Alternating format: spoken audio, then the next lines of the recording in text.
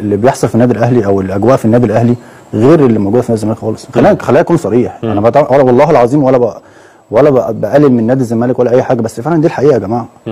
لازم الناس تفهم ان النادي الاهلي ده في حته ثانيه خالص. بس ده بجد يعني في كل يعني انا بكلمك بصراحه، سيبك بقى من اهلي والزمالك. انت يا جماعه ما حدش هيعرف يقارن بين النادي الاهلي والزمالك الا لما تدخل جوه هنا. ده حقيقه.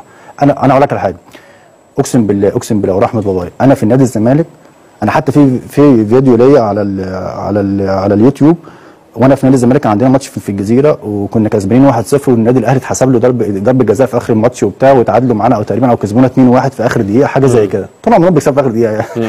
فاليوم ده انا طلعت اتكلمت وحش جدا عن النادي الاهلي جدا. قلت هم بيكسبوا بالحكام ومش عارف ايه.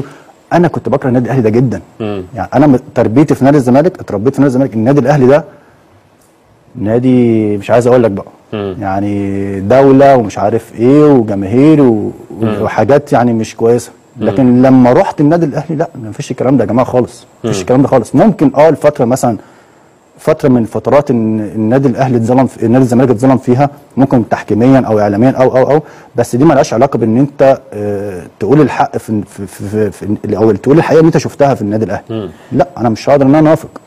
لا النادي الاهلي في حته ثانيه خالص يا جماعه، في حته ثانيه خالص.